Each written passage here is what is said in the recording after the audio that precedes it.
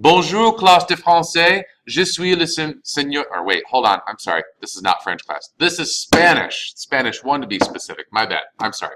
Hola, clase de español. Yo soy el señor Moore. Vamos a hacer algunas cosas importantes. We're going to do a few important things today. One of those things is going to be just going over your vocabulary briefly. And then as soon as we are through that, we're going to take a look at some of our possessive adjectives and some grammatical aspects. Embedded somewhere within this will be a small extra credit assignment should you choose to accept. Okay, that being said, let's go ahead and get started with vocab. First of all, I realize that, I guess I should back up for a second. Before we get too far into this, this is starting a new semester.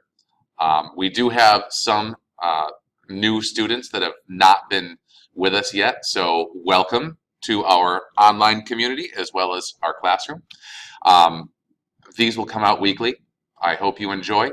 And now we can go ahead and get started. Here we go. Family descriptions. Lots of different things that include family members as well as some possessive adjectives as well. So, la abuela is the grandmother.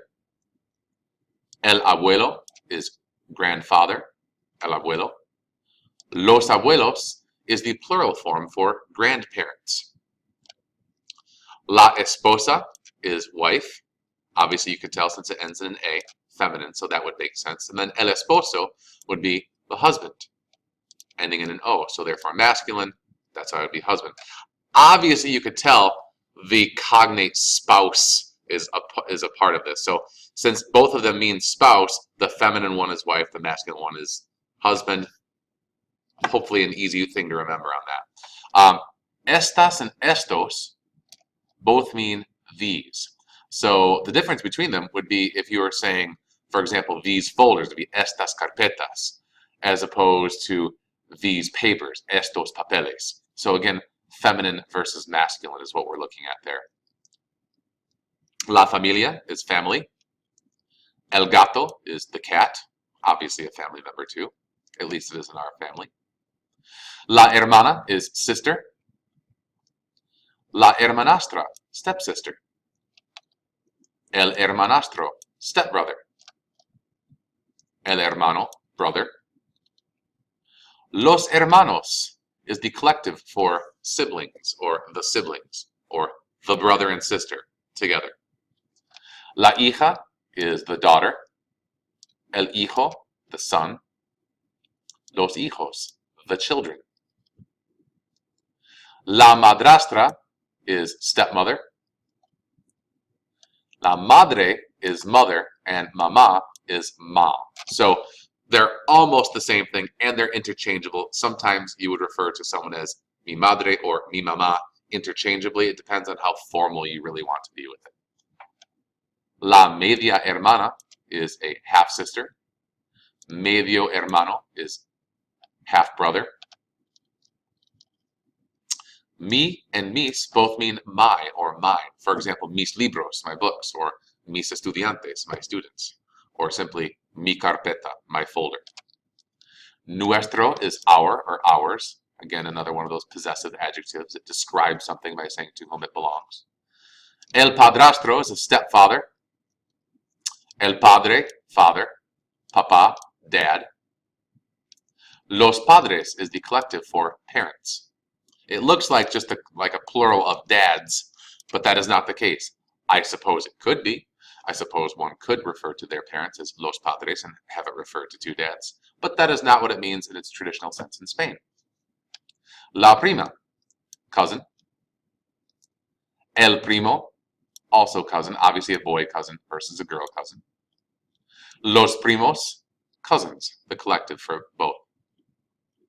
Ser unido, so to be, the literal translation is to be united, but I guess that actually translates to close-knit. So if you say, mi familia es muy unido, you're saying my family is very close-knit. They're very united. They're one group, meaning that they're very together. Somos cinco means there are 5 of us. You could actually put in any number for this. So if you want to say there are 4 people in my family, you would say somos cuatro. We are 4. Or if there were 7 people in my family, I would say somos siete.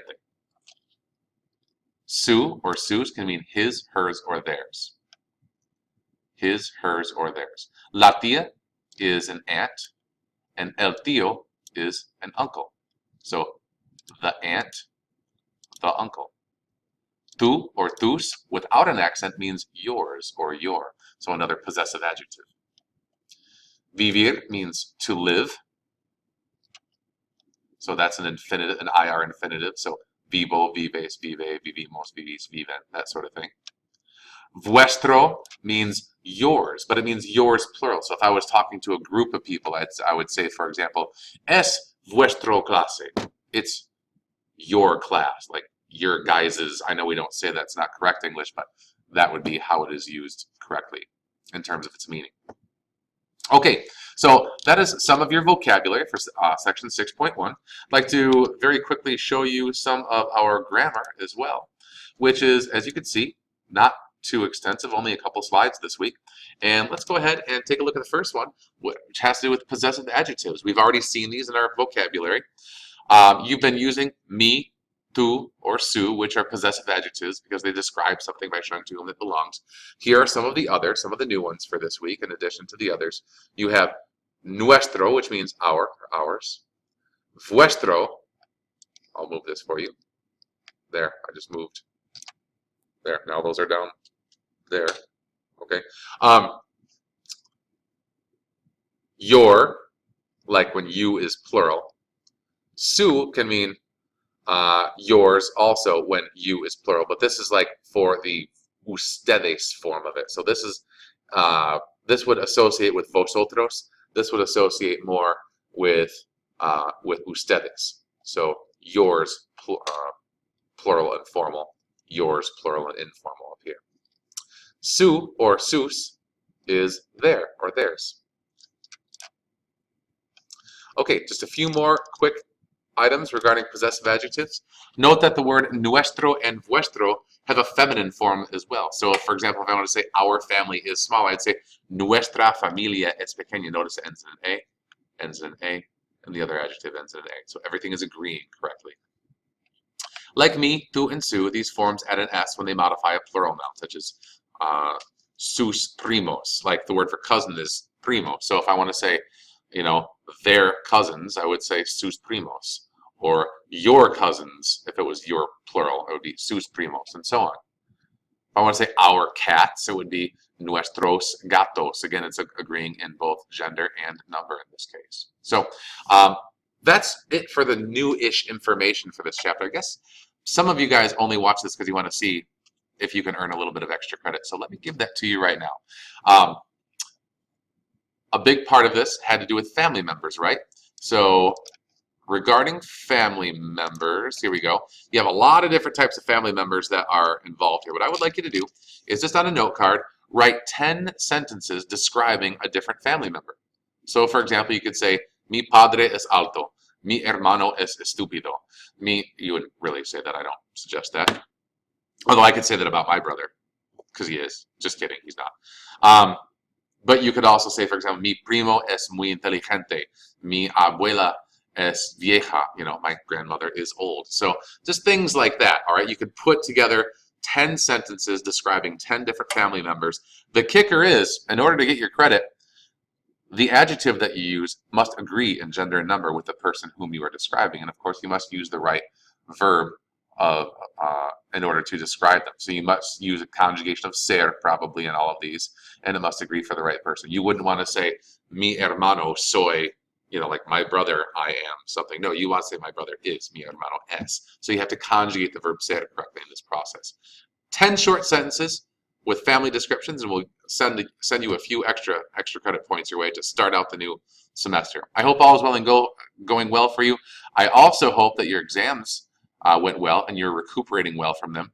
That being said, if you have any questions or any of this has brought up any questions, feel free to email them to me or ask me during class, and we'll take it from there. Ciao, hasta luego y adios.